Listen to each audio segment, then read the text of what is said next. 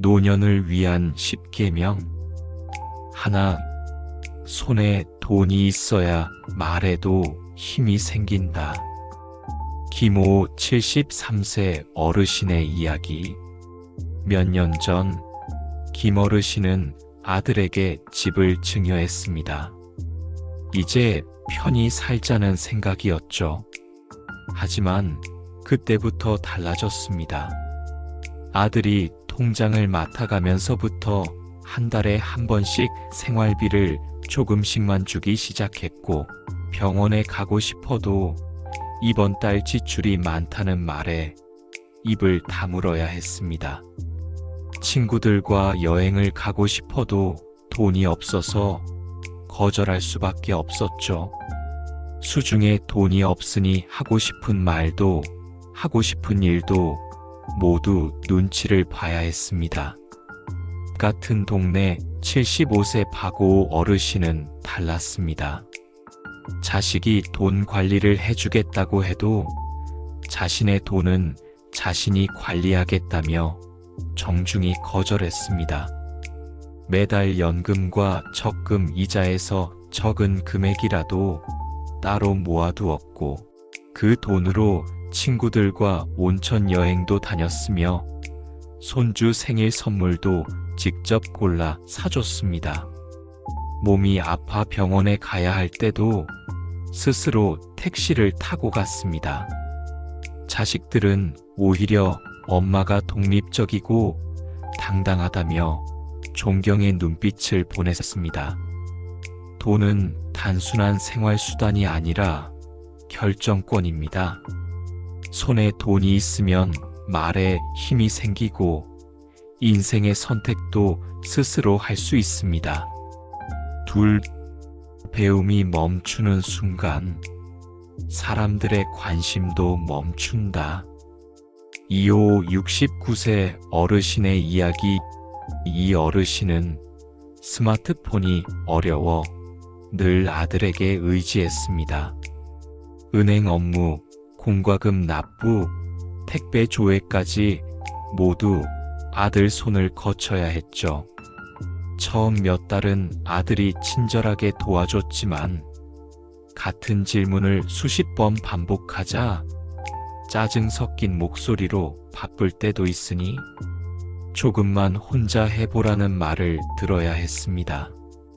그날 밤 자신이 짐이 되고 있다는 생각에 잠을 이루지 못했습니다. 며칠 뒤 동주민센터 게시판에서 어르신 스마트폰 교실 포스터를 보고 용기를 냈습니다. 처음엔 터치 한 번 하는 것도 서툴렀지만 일주일에 2번씩 한 달을 다니자 달라졌습니다. 손주에게 먼저 이모티콘을 보낼 수 있게 됐고, 친구들과 단체 채팅방을 만들어 약속도 잡았습니다. 은행 앱도 직접 열어서 잔액을 확인하고 버스 도착 시간도 스스로 체크했죠. 며칠 뒤 아들이 웃으며 이제 저보다 더 잘 쓴다고 말했습니다. 배우는 사람은 늙지 않습니다. 모른다 대신 배워보겠다는 태도가 사람들의 태도를 바꿉니다. 셋, 말을 아끼는 사람의 한마디는 무겁다. 최호 77세 어르신의 이야기. 최 어르신은 자식이 올 때마다 언제 결혼할 거냐? 돈은 모았냐? 그렇게 살면 후회한다는 말을 반복했습니다. 걱정해서 나온 말이었지만 아들은 점점 전화를 받지 않았고 명절에도 회사 일이 있다며 오지 않았습니다. 전화는 점점 짧아졌고 자신의 잔소리가 아들을 멀어지게 만들었다는 것을 뒤늦게 깨달았습니다. 어느 날 오랜만에 아들이 집에 왔을 때 최 어르신은 입을 열려다가 꾹 참았습니다. 대신 차를 내밀며 조용히 앉아 있었고, 한참 뒤 아들이 먼저 요즘 회사에서 힘든 일이 있다 있다고 말을 꺼냈습니다. 그날 헤어질 때 단 한마디만 건넸습니다. 내가 어떤 길을 선택하든 아버지는 내 편이다. 아들은 한참을 말없이 서 있다가 눈시울을 붉혔습니다. 그날 이후 일주일에 한 번씩 전화를 걸기 시작했습니다. 말이 많을수록 말의 무게는 줄어듭니다. 하지만 꼭 필요한 순간의 한마디는 사람의 마음을 움직입니다. 넷, 화를 다스리는 사람은 존경을 받고 화를 내는 사람은 잊힌다. 정호 81세 어르신의 이야기. 정 어르신은 가족이 조금만 실수해도 참지 못했습니다. 손주가 우유를 쏟으면 조심하라고 했잖냐며 잔소리를 계속했고, 며느리가 반찬을 짜게 하면 핀잔을 주기 일쑤였습니다. 손주는 할머니가 무서워 방에만 있으려 했고, 며느리는 남편에게 어머니 뵈러 가면 꼭 싸움이 된다며 하소연했습니다. 아들도 어쩔 수 없이 이번 주는 바빠서 못 갈 것 같다고 거짓말을 하기 시작했죠. 어느 날 가슴 통증으로 병원에 실려갔습니다. 일주일간 입원했는데 아들은 하루에 한 번 잠깐 들렀다 갔고 손주는 오지도 않았습니다. 텅 빈 병실에서 천장을 바라보며 가족을 멀어지게 만든 건 결국 자신의 화였다는 것을 깨달았습니다. 퇴원 후 손주가 숙제를 하다가 컵을 깨뜨렸을 때 심호흡을 한 뒤 괜찮다고, 다치지 않았으면 됐다고 말했습니다. 할머니도 어릴 때 그랬다며 다 그렇게 배우는 거라고 했죠. 며칠 뒤 손주가 학교에서 돌아와 먼저 할머니 방으로 뛰어왔습니다. 할머니 요즘 너무 좋다며 무섭지 않다고 말했습니다. 화를 다스린다고 관계가 하루아침에 바뀌진 않습니다.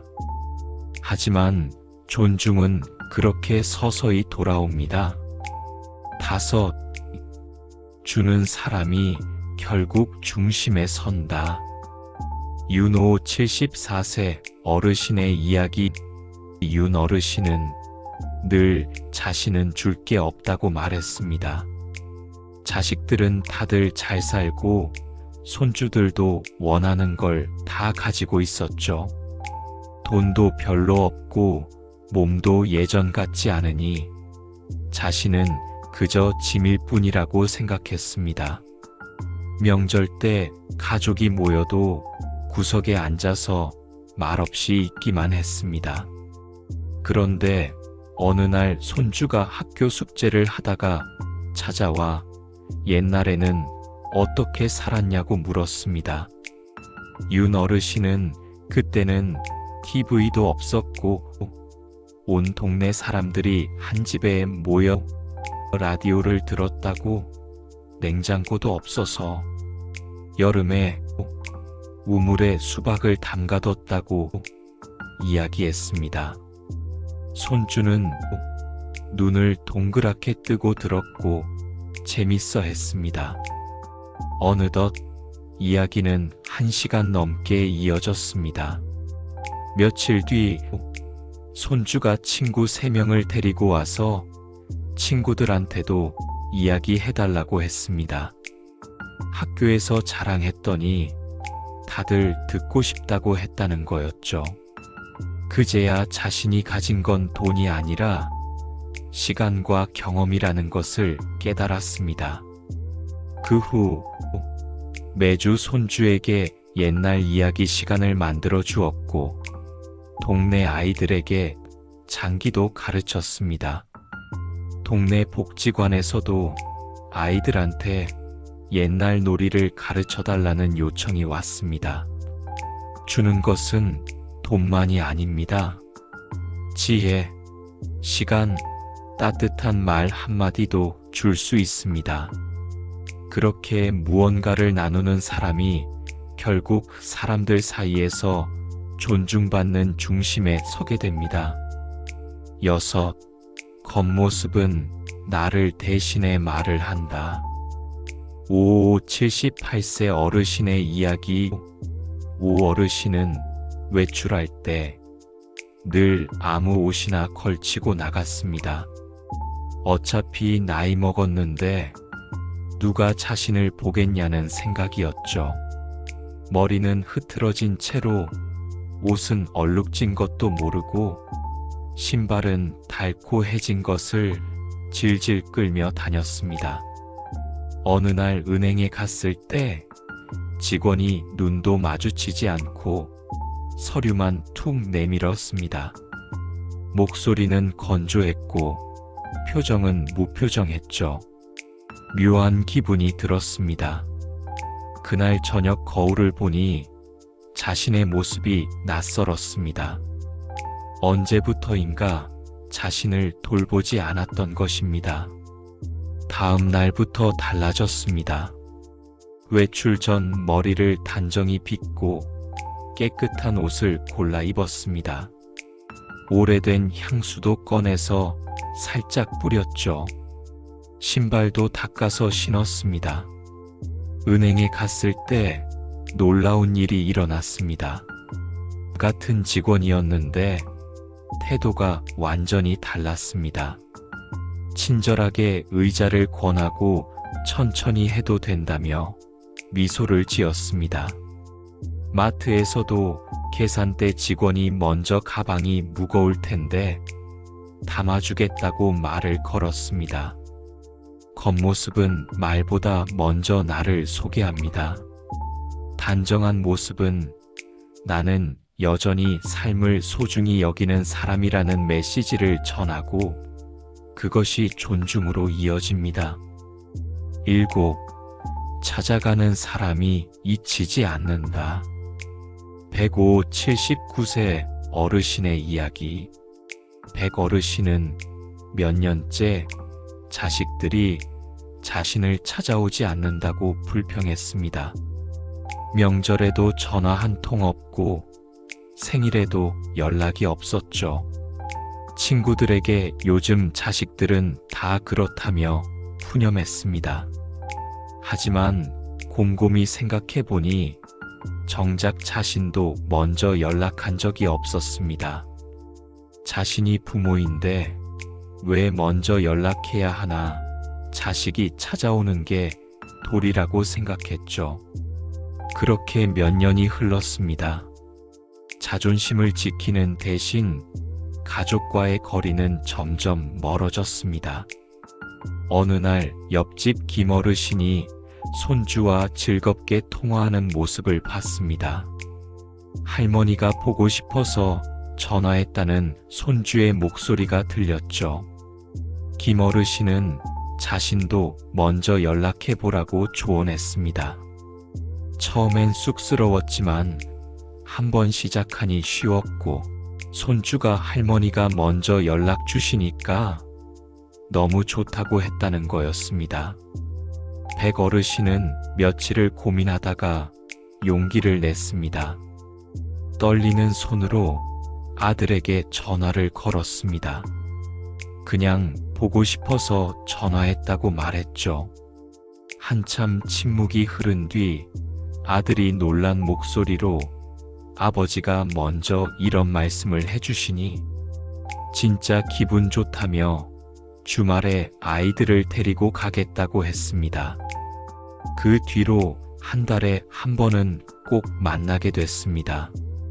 관계는 기다린다고 만들어지지 않습니다. 먼저 다가가는 용기가 사람을 잊히지 않게 만듭니다. 8. 결정을 남에게 맡기면 인생도 남의 것이다. 장오 82세 어르신의 이야기. 장 어르신은 몇 년 전부터 모든 일을 자식에게 맡겼습니다. 이제 늙어서 모르겠다며 은행 일, 병원 치료 방침, 집 계약까지 자식이 정하게 했습니다. 처음엔 편했습니다. 아무것도 신경 안 써도 되니 좋았죠. 하지만 점점 이상한 기분이 들었습니다. 자식들이 뭔가를 결정할 때 자신에게 물어보지 않았습니다. 그냥 있으라며 자신들이 다 알아서 하겠다고 했죠. 그렇게 몇 년이 흘렀습니다. 어느 날 아들과 며느리가 서류 뭉치를 들고 왔습니다. 요양병원이 편할 거라며 여기 서명만 해달라고 했습니다. 집에서 있고 싶다고 말했지만 이미 모든 게 결정된 뒤였습니다. 이게 최선이라며 자신들도 다 생각해서 정한 거라고 했죠. 요양병원에서 보낸 몇 달은 힘들었습니다. 매일 같은 방, 같은 식사, 정해진 시간에만 할 수 있는 일들. 그제야 왜 자신의 인생을 스스로 결정하지 않았는지 후회했습니다. 건강이 조금 회복된 후 아들에게 단호하게 말했습니다. 집으로 돌아가겠다고. 이건 자신이 결정하는 거라고. 집으로 돌아온 후 집에서 치료받고 싶다고. 이 돈은 이렇게 쓰고 싶다고. 병원은 이 의사 선생님한테 가고 싶다고 분명히 말하기 시작했습니다. 자식들도 점점 아버지의 의견을 존중하게 됐습니다. 결정권을 지키는 건 존엄을 지키는 일입니다. 내가 말하지 않으면 남이 내 인생을 정합니다. 9. 스스로를 존중하지 않으면 누구도 존중하지 않는다. 조 76세 어르신의 이야기. 조 어르신은 늘 자신은 늙어서 쓸모없다고, 이제 아무것도 할 수 없다고 젊은 사람들한테 짐일 뿐이라고 말했습니다. 가족들이 그런 말을 하지 말라고 해도 사실이 그렇다며 계속 자신을 낮췄습니다. 시간이 지나자 가족들도 점점 대화를 줄였습니다. 어차피 만나면 부정적인 이야기만 듣게 되니까요. 딸은 엄마를 뵈러 가면 기분이 우울해진다며 엄마가 자꾸 그런 말씀만 하시니 뭐라고 위로를 해드려야 할지 모르겠다고 했습니다. 그러던 어느 날 오랜 친구가 찾아왔습니다. 조 어르신이 습관처럼 자신은 이제 쓸모없다고 말하자 친구가 따끔하게 말했습니다. 아이 셋을 혼자 키웠고 새벽부터 식당을 운영하며 대학까지 보냈으며 동네 어려운 사람들을 도와주느라 자기 밥도 거르고 살았는데 그게 쓸모없는 인생이냐고. 자신이 쌓아온 삶이 얼마나 귀중한데 그렇게 말하느냐고. 스스로를 낮추니까 다른 사람들도 그렇게 본다고 했습니다. 그 말에 충격을 받았습니다. 그날 밤 공책을 꺼내 자신의 삶을 돌아보기 시작했습니다. 25세 남편을 잃고 혼자서 아이 셋을 키우며 새벽 4시에 일어나 김밥을 말아 팔던 일, 큰아이 대학 등록금을 마련하려고 밤늦게까지 일하던 기억을 하나하나 적어 내려갔습니다. 공책 한 권이 가득 찼고 가슴이 뭉클해졌습니다. 정말 열심히 살았구나 싶었습니다. 며칠 뒤 딸이 집에 왔을 때 그 공책을 보여줬습니다. 딸은 한 장 한 장 넘기다가 눈물을 흘렸습니다. 정말 대단하다며, 몰랐던 이야기가 이렇게 많았다며 존경스럽다고 했습니다. 내가 나를 존중할 때 세상도 나를 다르게 봅니다. 스스로를 낮추면 다른 사람들도 그렇게 대하지만 자신의 가치를 인정하면 주변도 그 가치를 보게 됩니다. 열, 미움은 나를 작게 만들고 용서는 나를 크게 만든다. 한오 83세 어르신의 이야기. 한 어르신은 20년 동안 큰아들과 말 한마디 안 하고 지냈습니다. 유산 문제로 크게 다툰 뒤 다신 얼굴도 보지 말자며 정말로 연락을 끊었습니다. 명절에 다른 자식들이 형님도 오시게 하면 안 되냐고 해도 그 사람 이야기는 꺼내지도 말라며 고집을 부렸습니다. 처음 몇 년은 분노로 버텼습니다. 왜 자신이 먼저 연락해야 하나, 잘못한 건 저 녀석인데. 하지만 시간이 흐를수록 미움은 오히려 자신을 괴롭혔습니다. 밤에 잠을 이루지 못하고 아들 생각만 나면 가슴이 답답했습니다. 다른 자식들과 식사를 할 때도 한자리가 빈 것 같아 허전했습니다. 70대가 되고 80대가 되면서 점점 외로워졌습니다. 친구들은 하나둘 세상을 떠났고 건강도 예전 같지 않았습니다. 어느 날 병원에서 검진을 받고 나오는 길에 문득 생각했습니다. 이제 자신에게 남은 시간이 얼마나 될까? 이렇게 미워하다가 죽으면 후회하지 않을까? 그날 밤 오랜 고민 끝에 결심했습니다. 떨리는 손으로 20년 만에 큰아들에게 전화를 걸었습니다. 신호음이 울릴 때마다 심장이 두근거렸습니다. 아들의 목소리가 들렸고 한참을 말을 잇지 못하다가 겨우 입을 열었습니다. 자신이라고, 아버지라고, 그동안 미안했다고. 전화기 너머로 한참 침묵이 흘렀습니다. 그리고 아들이 울먹이는 목소리로 자기도 미안하다고, 정말 죄송하다고 말했습니다. 두 사람은 한참을 말없이 울기만 했습니다. 다음 날 아들이 집으로 찾아왔습니다. 20년 만에 본 아들은 머리가 많이 휘어져 있었습니다. 아들을 꽉 껴안았습니다. 많이 늙었다고, 아버지가 미안하다고. 그날 이후 두 사람은 매주 만나 식사를 하고 있습니다. 손주들도 데려와 할아버지 이야기를 많이 들었다고 말합니다. 용서는 상대를 위한 것이 아닙니다. 미움을 내려놓는 순간 내 삶의 크기가 달라집니다. 미움은 나를 작고 외롭게 만들지만 용서는 나를 자유롭게 하고 다시 사랑할 수 있게 만듭니다. 정리. 우리의 태도, 행동, 선택 하나하나가 우릴 향한 사람들의 존중을 만들어갑니다. 작은 변화가 쌓이면 결국 존경받는 어른이라는 이름을 얻게 됩니다. 나이는 숫자일 뿐 진정한 존중은 살아가는 방식에서 나옵니다. 시니어 10계명. 하나. 손에 돈이 있어야 말해도 힘이 생긴다. 둘. 배움이 멈추는 순간 사람들의 관심도 멈춘다. 셋.